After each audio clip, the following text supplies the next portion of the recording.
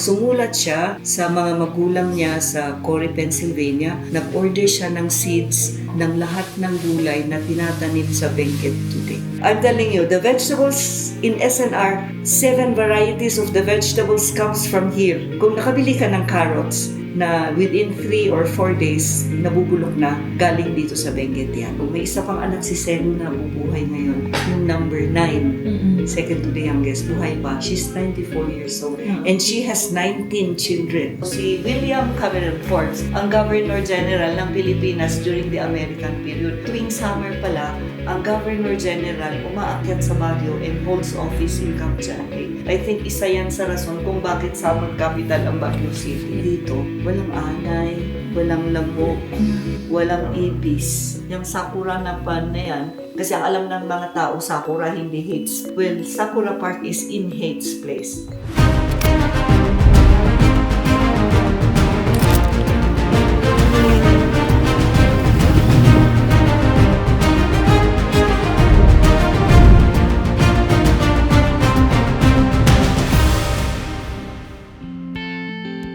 Morning guys, alam niyo ba dito sa Atok, nakita niyo yung oak wood na yan?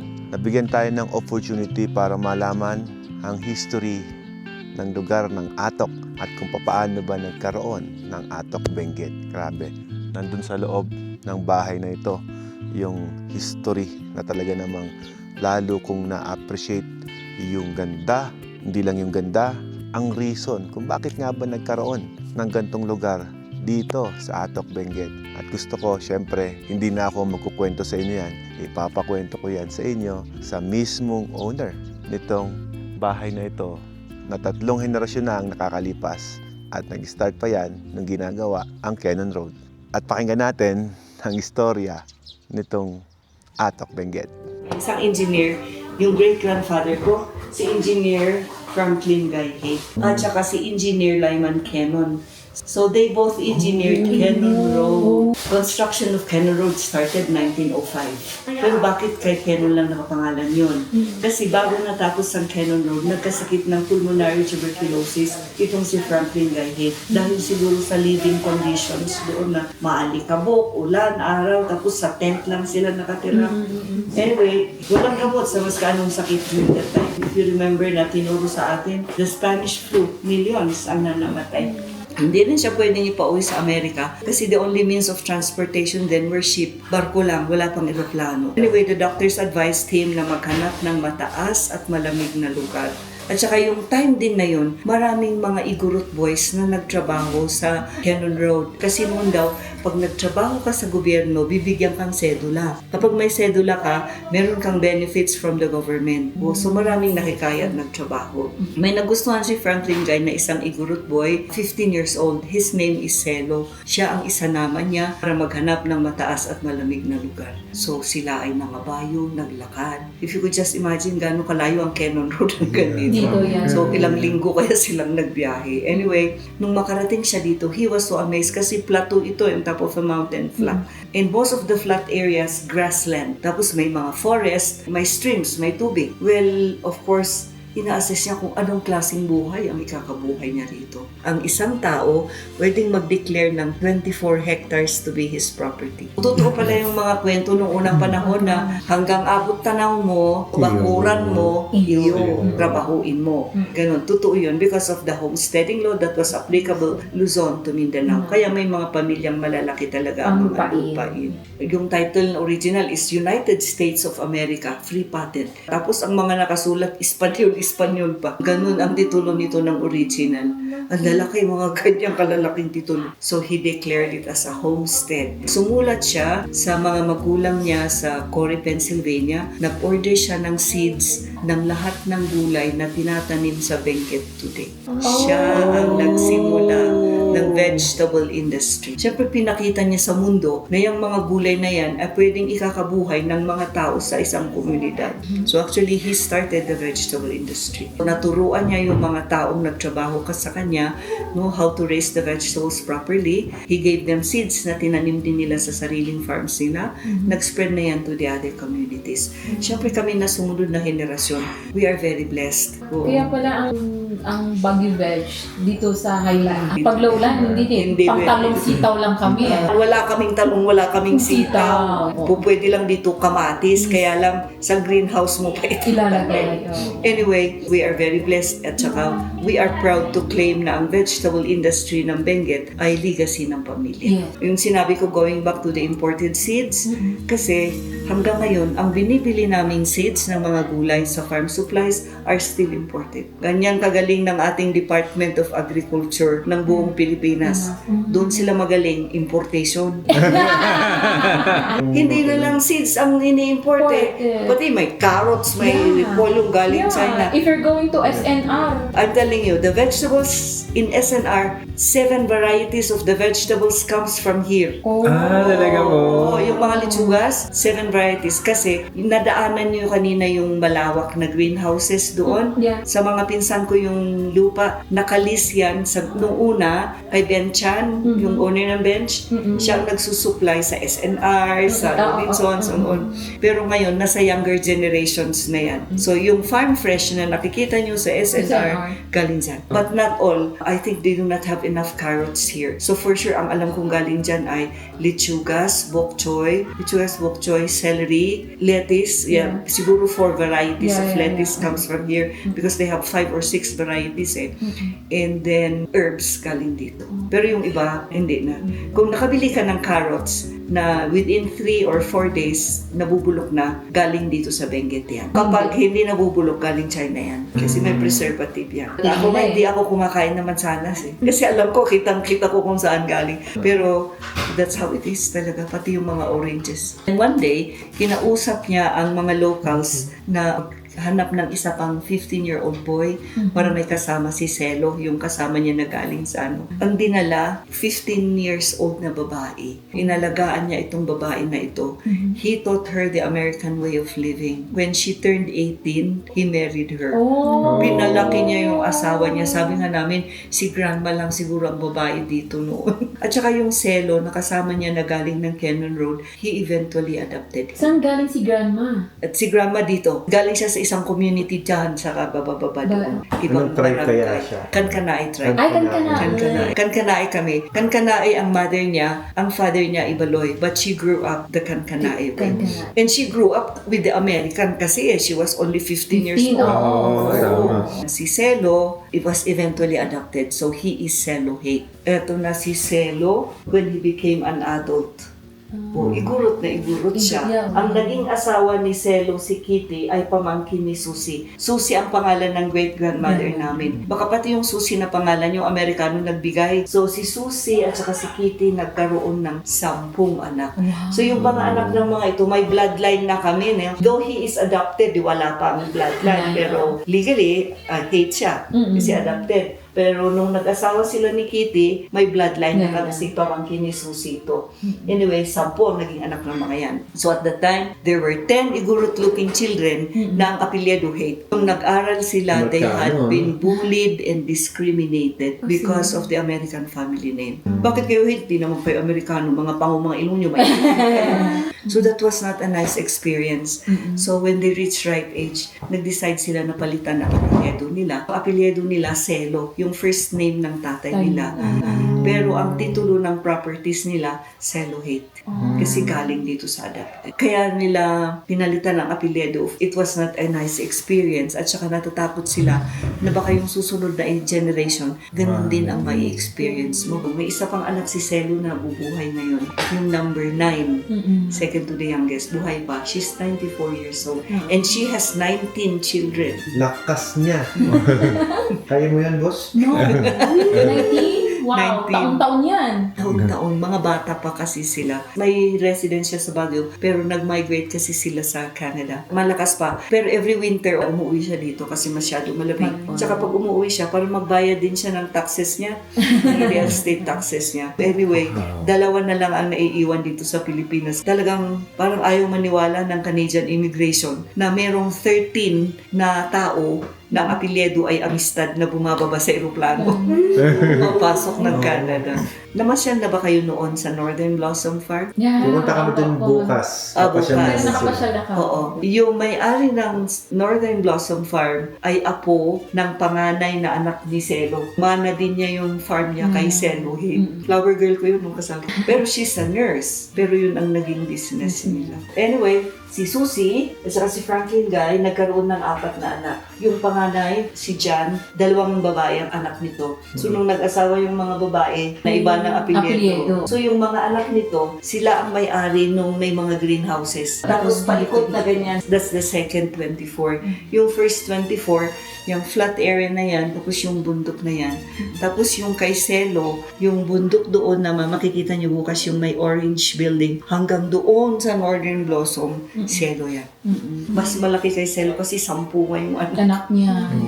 Yeah. Ito yung mga anak niya ang may-ari doon.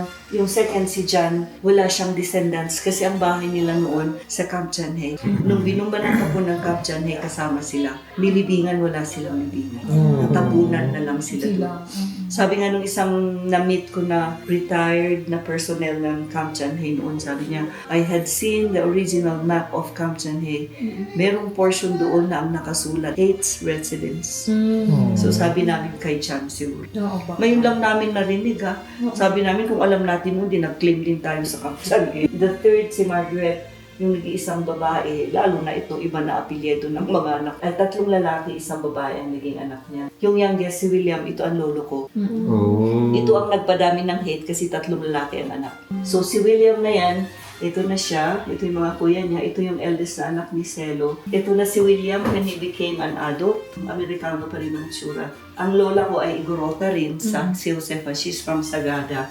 Ang baby dito, daddy ko na to. Second generation. Nag-iisa siya dyan kasi panganay. Pero 3 silang boys. Si Susie, ang haba ng buhay niyan. No? Malilit yung mga anak na, ganyan ang tsura. This is how she looked like when she was during the 1950s. Tapos ito siya when she was 60. Dito, Cuba na siya. Tapos, this is how she looked like before she died. She died only in 1981. She was 106 years old. Wow, just like Wangwood. Dito sa Benguet, we still follow yung tradition na kung saan yung lupa mo doon ka ililibing. O bago siya namatay, itinuro na niya kung saan niya gusto. Kaya pagpasok ng property sa may gate, may isang tomb doon siya yun. Kung sabi niya, yung mga susunod dyan kayo sa baba. Kaya may sementeryo kami sa likod. Kung mamasyal kayo bukas, makikita niyo may mga nicho-nicho. Yeah, pagpasok mo nga parang meron na Meron lang. Kung maganda ang araw bukas, punta kayo ng Mount Olive ng maaga. Maganda daw dun eh. Mount Maganda. Olive. 360 degrees ang view doon. Tapos kapag maganda ang araw, makaka-sea of clouds ka. Maski foggy, mafe-feel mo pa rin yung 360 degrees. Yeah. Before sunrise, siguro mga 6 ganun. Si Franklin Guy, gumaling sa TB. Ang galing ng doctors who advise him kasi yung mikrobyo ng TB, Tuberculous, hindi dumadami sa malamig na panahon. Umaabot kami ng 5 degrees dito. Yeah. January, February. Yeah. Nung mga bata kami, we feel na masyadong malamig sa gabi. Wala pang kuryente noon. Ay kanya-kanyang timpla ng tubig na may asukal. Ilalabas namin bukas may ice candy kami. Pero dito po, nag-thin crust pa ng may yellow-yellow pa kung January, February. Frost. Frost, yeah. Frost, yeah. Frost na. Yung pinapakita sa TV. Na yung parang kinukuskus sa refrigerator. So, ang mangyayari pag December, January, February, ang grass namin brown. Kasi na-frost na. Pero this year, napansin namin, parang 3 days lang kami nagkaroon ng frost. Effect na ng global warming na. Anyway, umaling siya because of the temperature na kapag malamig ang tubercle bacilli hindi nag-multiply. At kapag ang lugar ay mataas ang elevation, low or thin ang oxygen. Nakulangan ng oxygen yung bacilli namatay. Gumaling siya sa TB. Pero namatay siya noong June 25, 1925. Because of a gastrointestinal problem, lagi daw siyang nagtatay. It happened at a time na nagtra-travel siya. Yun pala, kapag may mga packages sila na galing ng Amerika, sa Puro Point sa San Fernando, La Union pa niya kukunin. Di ang layo. He will be gone for 5 to 7 days daw. Kasi nga nag-horseback. Oo. Horseback lang sila. Ganun nga. Anyway, naglalakad. At saka doon lang sila nakakabili ng ibang kailanganin nila, lalo na ang asin. Walang asin dito sa bundok during those times. Tsaka pagka may sulat silang galing Amerika, newspaper, doon nila pinipick up. Mahal na nga ang asin, wala pang nakakarating sa bundok. Siya, sako-sako ang binibili para ma-share niya rin sa ibang tao. Siguro, inatake yung kanyang pagtatai while he was traveling. Bundok yan. But the US government did not allow him na dito siya malibing. Sabi nila they are part of history. Oo nga naman, lumaban sila sa giyera. So sa Baguio City Cemetery, may portion doon na ang mga nakalibing ay puro American soldiers. Na yung mga namatay dito. Pero napabayaan ng gobyerno. Ang nandoon na lang yung si Franklin Guy Haight, a certain Stevens, at saka si Thomas Haight, at saka si Margaret Haight. The rest, wala na, napatong-patungan na yan. Napabayaan ng gobyerno. Hindi man lang nila inisip na ano ba ang nangyari sa atin kung walang Amerikano noong panahon na yun. Ito yung kanilang unang family house. Considering the times before, ang laki ng bahay na yan. Tingnan nyo, ang daming mga bata at 10 nga yung anak ni Celo. At saka lagi silang may mga bisita na officers ng US Army. And then, si Franklin Guy Haight din ang gumawa ng unang inn dito sa Benguet. Noon, ang mga tao naglalakad lang. Kung saan inabutan ng pagod doon na. natutulog. Sabi niya, people should have a better place to rest. So, ito yung unang inn dito sa Benguet. This was the first inn. Ang tawag pala dito sa amin noon was Mountain Resort Haight's Place. Ito ay sulat ng guest na nagstay dito sa Haight's Place. German daw na babae ito. Sinusulatan niya yung friend niya sa Manila na si Gloria Alvarez. She mailed this letter in October 4, 1938. Before na nakuha namin ito, hindi namin alam na ang tawag dito ay Mountain Resort. Alam lang namin Haight's Place, kaya hanggang ngayon Haight's Place kami. Ito po ay galing sa Smithsonian Museum sa Washington, D.C. May friend ako na namamasyal doon. Sabi niya, uy, buti pa yung Haight meron dito sa Smithsonian. That's the biggest museum in the United States. Sabi niya, buti pa sila nandito. So, pinicturan niya. Tapos, sinend niya sa phone ko, print ko. Tingnan niyo itong stationery, ang ganda. So, yan pala ang tawag sa amin noon.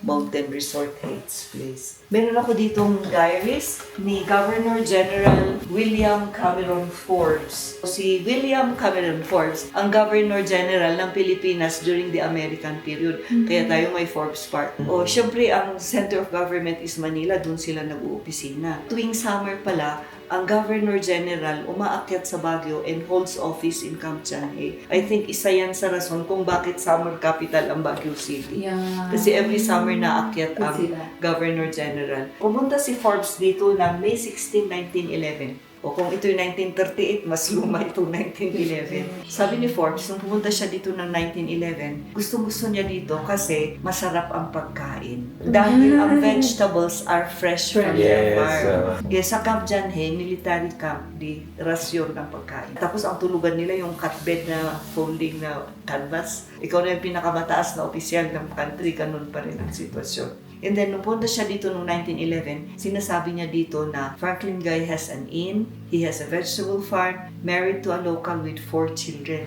So, dito kami nag-base that he was here before 1911. Tapos, bumalik siya after 2 years, May ulit. Ayan, May 21, 1913. Ito ay mga evidences na ang Governor General talagang umaakyat ng Baguio every summer. May pinsan ako sa States, si Raquel Haight. Ano siya? Researcher. Ang ginagawa niyang researches yung may mga funding. So isang araw, nandun siya sa Harvard, nagbabasa sa Houghton Library. Houghton Library is a historical library. Sabi niya, ano ba ito binabasa ko? Lolo ko naman at lugar namin ang kinukwento ni Forbes. Oh. So she asked permission, they allowed her to photocopy, in-email sa akin.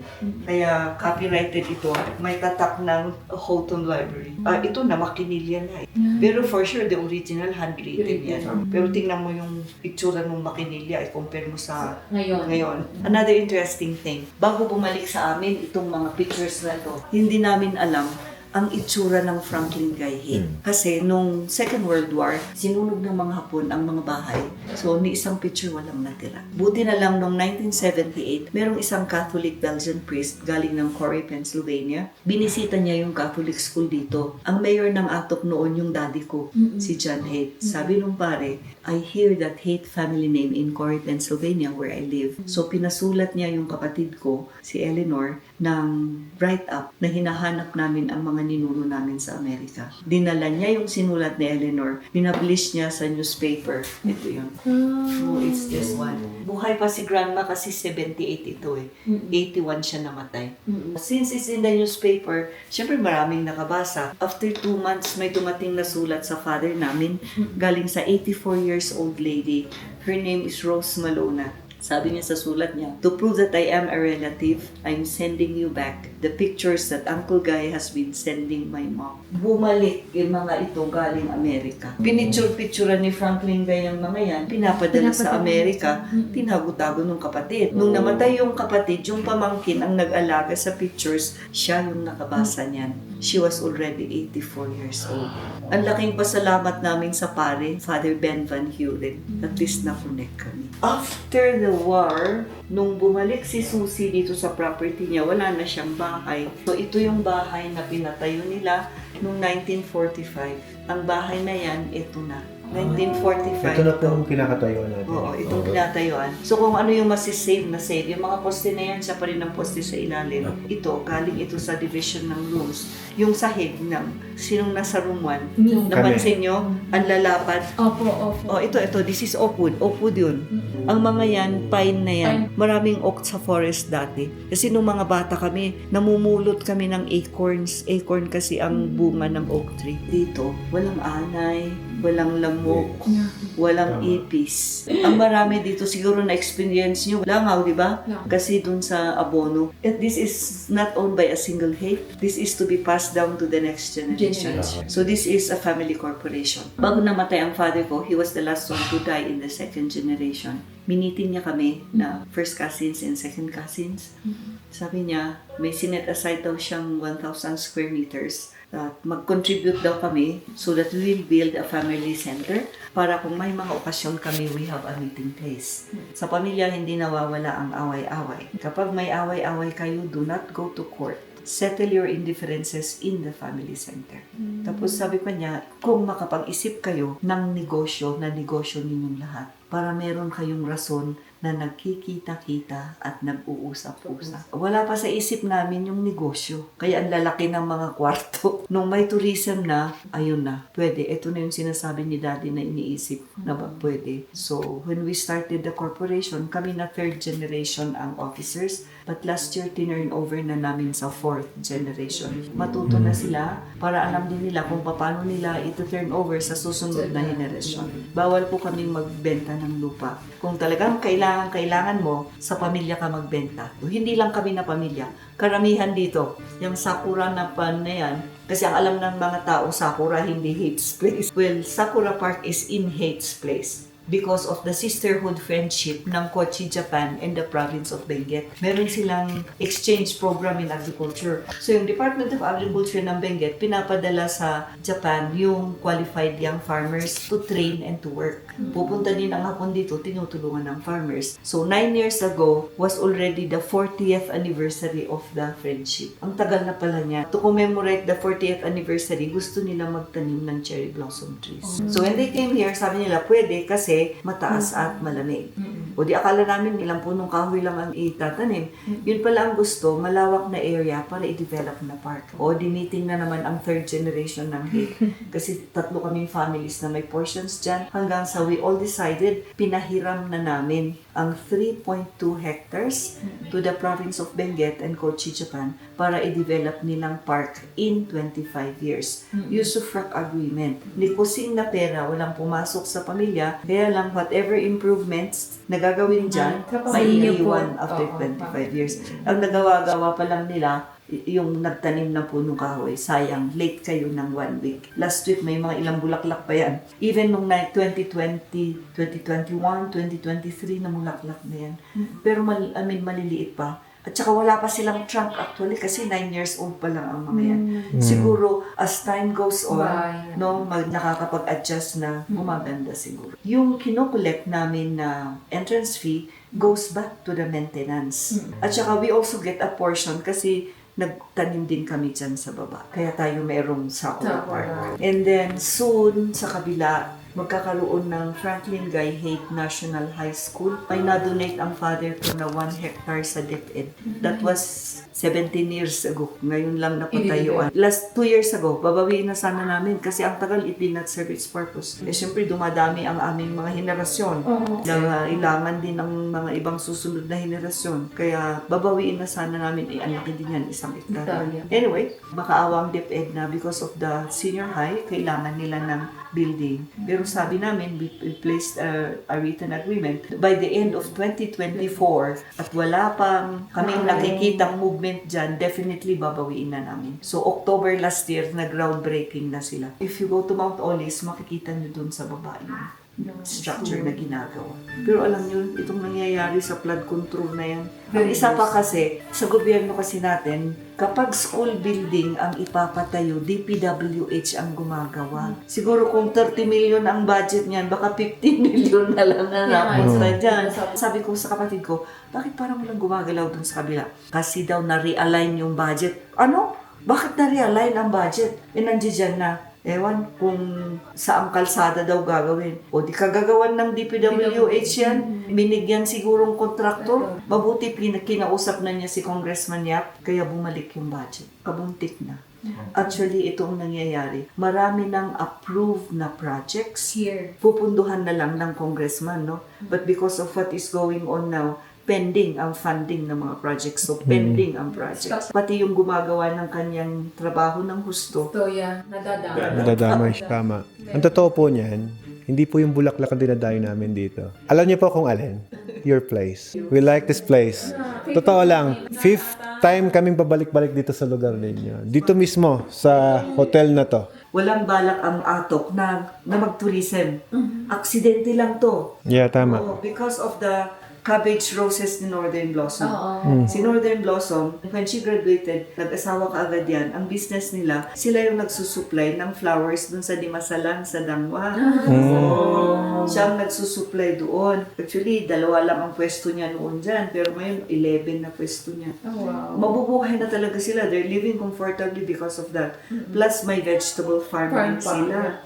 Siyempre, marami na siyang kakilala sa flower industry. One day, may nagsabi sa kanya, magtanim ka nga ng cabbage rose. Nagtanim siya ng cabbage rose, o di ang ganda na picturean, na po sa social media, nag-viral, na Jessica Soho, hala, pila na ang mga tao sa baba. Wala pang pangalan yan. Northern Blossom, pero hindi farm. I mean, iba yung pangalan dati eh. But anyway, nagulat sila. Sabi niya, no, I'm not ready for tourism. Ayoko mag-tourism. Hindi ko alam kung anong gagawin ko sa tourism. Mabuti na lang yung governor ng Benguet noon, very supportive sa tourism. Kaya pinadala lahat ng tauhan ng Provincial Tourism Office para tulungan sila. So, biglang nagkaroon. So, di ba kapag ang isang LGU ay gustong mag-tourism, edi mag-project proposal muna. Bago dumating ang turista. Kami naman, yung Sakura. Akala ng mga tao, Japan na dito. Napilitan na kami, ayun na, nag-isip-isip na talaga kami na hindi na lang basta gathering place ito. We can benefit from it. Yeah, oo. So, katulad ko, retired. O, di may ginagawa ako. Oo, tama. Pero ngayon, nakastay kayo sa US. Vacation lang kayo dito. Bakasyon lang, Oo. papunta-punta. Good timing din po pala yung punta namin, naabot na namin kayo. Kasi ngayon lang po namin kayo nakita. Anong months ba kayo nandito? How many times we go here? 5 times? Pumunta kami October, pumunta kami nag-uulan. Yeah. Even the Bagyo. Paborito namin punta ng Bagyo dito eh. Thank you so much sa napakagandang kwento. Mas lalo po namin na-appreciate yung lugar. Alam nyo, ang isang challenge namin dito, yung different levels of appreciation ng mga turista. Kung at least kayo, you appreciate our place. No? Pero yung mga iba naman, ang gusto lang, bulaklak ang makikita. Something pagbaba pa lang ng sasakyan. Gusto nila may flower. Tapos, siyempre, kung tingnan mo yung harap namin, ilang halaman lang yung nandiyan. Tapos, kung titingnan mo yung building, if you do not appreciate something that is old wood, sasabihin mo, ano makikita ko dito? Ganon ang reaction. Ay, kami hindi. Kami hindi. From the start, nung unang punta po namin dito, sabi ko, dapat hindi po kami matutulog ng husband. Yes. Pero sabi ko, Dad, we have to stay here. Yan ang gusto namin dito, tahimik. Ikot ko muna kayo dito bago matapos yung video to. Sana maintindihan na. Ayan yung mga view.